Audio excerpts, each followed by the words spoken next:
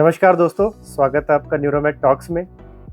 इस चैनल पे हमारा प्रयास है आप तक ब्रेन, स्पाइन, पेन से रिलेटेड टॉपिक आप तक लेकर आएँ हिंदी भाषा में एक्सपर्ट्स द्वारा। इसी कड़ी में आज एक टॉपिक पे बात करना चाहेंगे जो बहुत कॉमन है, बैठने पे दर्द होना। अक्सर हम देखते हैं कि जिनका वर्किंग है ऑफिसेज़ में या स्टूडेंट हैं, वो बैठ के अपना काम करते हैं और कई बार ऐसा होता है कि बैठते ही उनको एक दर्द महसूस होता है कमर के निचले वाले हिस्से में, सबसे नीचे जो कमर का हिस्सा है वहाँ पे, बटक्स में या बैक ऑफ द थाइज में, पैर में। तो बैठने पे दर्द किन किन कारणों से हो सकता है और क्या उनका सोल्यूशन करना है, इसी बारे में आज का ये वीडियो है। सबसे पहले सबसे कॉमन कारण डिस्क प्रॉब्लम या शियाटिका। ये वो प्रॉब्लम है जिसमें बैठने से भी दर्द हो सकता है। डिस्क का प्रॉब्लम जो होता है उसके बारे में हमने पहले भी बहुत से वीडियो बनाए हैं। ज़्यादातर ये डिस्क प्रॉब्लम हमारी L4-5 और L5-S1 जो लंबर स्पाइन वर्टिब्रल बॉडीज़ होती है वहाँ पे ये प्रॉब्लम आती है और उससे होता ये है कि नस दबती है और नस दबने के बाद दर्द जो है वो पैर में रेडिएट होता है और पैर में रेडिएट होने से पहले वो बटक्स में रेडिएट होता है, जिससे हमें सबसे ज़्यादा मैक्सिमम प्रॉब्लम आती है जब हम बैठते हैं। तो बैठने पे नस पे दबाव थोड़ा बढ़ता है और उसका दर्द हमें महसूस होता है कमर के निचले वाले हिस्से में और बटक्स में। तो डिस्क सबसे पहला कारण है। अगर इस तरह के सिम्टम हैं तो इसके लिए नेक्स्ट स्टेप है MRI की इन्वेस्टिगेशंस कराना, ताकि अच्छे से डायग्नोस हो सके कि क्या प्रॉब्लम है जिसकी वजह से ये बैठने की प्रॉब्लम आ रही है। डिस्क प्रॉब्लम बहुत से रीज़न से हो सकता है, लेकिन जो सबसे कॉमनली हमें एनकाउंटर होता है OPD में, वो कारण होता है गलत पोजीशन में आपने कोई वजन उठा लिया है, झुक के बिना सपोर्ट के कोई वेट लिफ्टिंग कर ली है। ये बहुत ही कॉमन कारण है डिस्क प्रॉब्लम होने का। और इसका भी अगर हम देखें कि क्यों ऐसा होता है, तो ज़्यादातर ये होता है जब हमारी बैक मसल्स स्ट्रेंथन नहीं होती, एक्सरसाइज बैक मसल्स के हम नहीं कर पाते हैं, वो मजबूत नहीं रह पाती, तब अक्सर गलत पोजीशन में अगर हमने वजन उठा लिया है, गलत टेक्निक से हमने कोई वेट लिफ्टिंग की एक्सरसाइज कुछ कर ली है, तो डिस्क प्रॉब्लम बहुत कॉमनली आती है। डिस्क प्रॉब्लम एक और कारण से आ सकती है, वो है degenerative spine diseases. Degenerative spine problems का मतलब है एज से रिलेटेड जो चेंजेस आते हैं डिस्क में ड्राइनेस आ जाती है, डिहाइड्रेट हो जाती है, वो वहाँ पे जो आसपास जॉइंट्स है वो जॉइंट्स थोड़े घिसने लगते हैं। ये सारे चेंजेस जो एज के साथ होते हैं, इनमें भी डिस्क प्रॉब्लम और उसकी वजह से नस दबने वाली प्रॉब्लम, जिसे हम स्पाइनल स्टेनोसिस भी कहते हैं, ये प्रॉब्लम आ सकती है।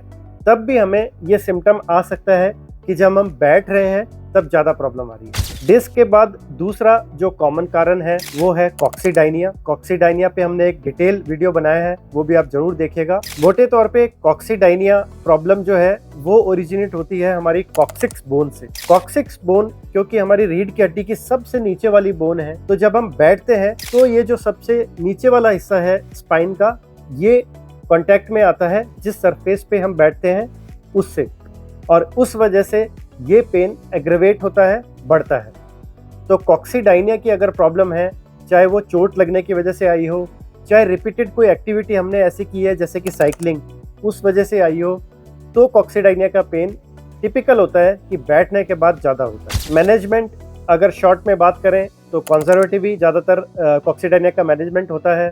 पेन किलर्स, कॉक्सीडाइनिया कुशन जो एक स्पेशल तरह का कुशन होता है जिस पे बैठ के कॉक्सीडाइनिया का पेन कम होता है और कॉक्सीडाइनिया प्रॉब्लम में भी आराम मिलता है, वो यूज़ कर सकते हैं। कुछ पेन किलर जेल भी यूज़ कर सकते हैं।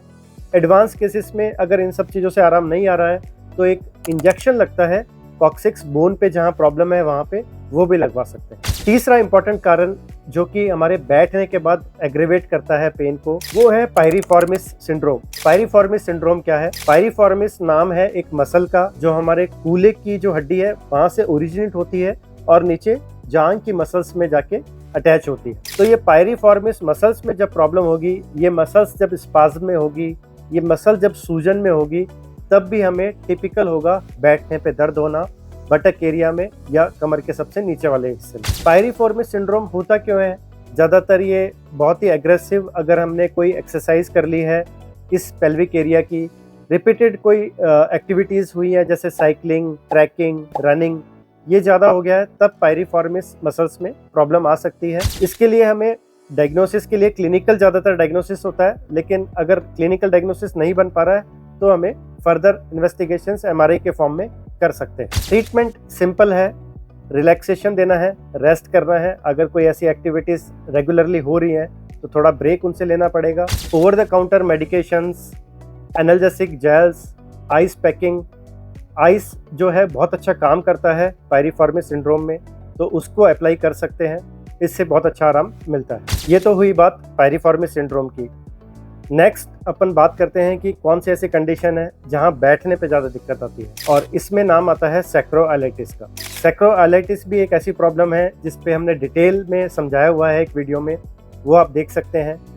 मोटे तौर पे सैक्रोइलाइटिस जो नाम दिया गया है वो बीमारी सैक्रोइलेक जॉइंट को इन्वॉल्व करती है।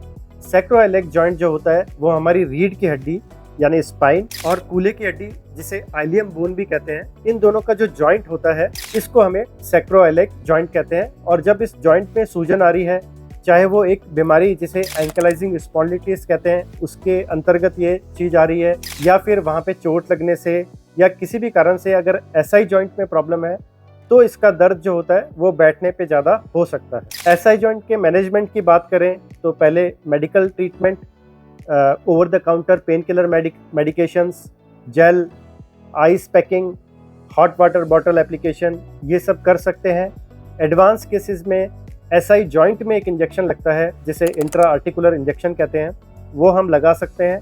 इससे भी बहुत अच्छा आराम सैक्रोइलाइटिस के प्रॉब्लम में आता है। सैक्रोइलाइटिस वाले जो पेशेंट्स होते हैं इनमें एक चीज़ बहुत टिपिकल होती है, पेन बैठने पे तो आएगा ही, पर बहुत टिपिकल है कि पेन जब सुबह उठते हैं उस समय जकड़न महसूस होती है कमर के सबसे नीचे वाले हिस्से में, तो ये बहुत टिपिकल होता है सैक्रोइलाइटिस पेशेंट की। इसके बाद जो कारण आता है वो है इस्चियल बर्साइटिस। इस्चियल नाम है, इस्चियम बोन जो होती है, ये बोन जो होती है जब हमारे पेल्विस में हम बैठते हैं तो ये वाला जो बोन का हिस्सा जो सबसे ज़्यादा नीचे होता है और सरफेस पे कांटेक्ट में आता है, उस बोन का नाम इस्चियम बोन है। और वहाँ पे जब प्रॉब्लम आती है तो इस्चियल बर्साइटिस की प्रॉब्लम आ सकती है। बर्सा जो होता है एक इस तरह का टिश्यू होता है जो जॉइंट्स के अराउंड होता है नॉर्मली, और वहाँ पे उस बर्सा में अगर सूजन है, स्वेलिंग है, तो उसे बर्साइटिस कहते हैं। तो इस्चियल बर्साइटिस होता है प्रॉब्लम जब बैठने पे वो बर्सा वाला एरिया वहाँ पे कांटेक्ट में आता है और वो पेन करता है। इस्चियल बर्साइटिस की प्रॉब्लम ज़्यादातर अगेन रिपीटेटिव अगर मूवमेंट्स इस तरह के हो रहे हैं, साइकिलिंग बहुत ज़्यादा हो रही है, सिटिंग का जॉब जिनका बहुत ज़्यादा है, इन सब में इस्चियल बर्साइटिस की प्रॉब्लम आ सकती है। दोस्तों, ये थे आज के जो 5 मेन कारण थे जहाँ पे बैठने के बाद प्रॉब्लम बढ़ती है, बैठने पे पेन एग्रेवेट होता है कमर के नीचे वाले हिस्से और बटक एरिया में। यहाँ पे एक डिफरेंशिएशन बहुत ज़रूरी है। बहुत सी प्रॉब्लम ऐसी होती है वो ज़्यादातर एनल प्रॉब्लम होती है, एनस के अराउंड, हमारे गुदाद्वार के अराउंड अगर कोई प्रॉब्लम्स हैं तो वहाँ भी बैठने पे दिक्कत होगी, लेकिन उनका बहुत टिपिकल है कि वो एरिया एनल रीजन का होगा। इनमें जो बीमारियाँ आती है वो ज़्यादातर फिशर, एनल फिशर, फिस्टुला इन एनो और हेमरॉइड्स या पाइल्स जिसे कहते हैं, ये सब प्रॉब्लम है, तब भी बैठने पे दिक्कत आएगी। पर आज जो हमने बात की है वो थोड़ी डिफरेंट है, वो एनल रीजन से संबंधित बीमारियां नहीं है, ये डिफरेंशिएशन जरूरी है। इसके अलावा एक और इम्पॉर्टेंट प्रॉब्लम जो बैठने पे बढ़ सकती है वो हिप जॉइंट पैथोलॉजीज होती हैं। हिप जॉइंट में अगर ऑस्टियोआर्थराइटिस की वजह से हिप जॉइंट में थोड़ा घिसना शुरू हो गया है तो वहाँ भी बैठने से पेन बढ़ सकता है। तो दोस्तों, आज हमने जाना मोटे तौर पे किस तरह से अलग अलग प्रॉब्लम्स बैठने पे दर्द को एग्रेवेट कर सकती है, कौन कौन सी वो प्रॉब्लम्स है और क्या सॉल्यूशंस उनका हो सकता है। इसी तरह के टॉपिक्स के लिए बने रहिए इस चैनल। Thank you.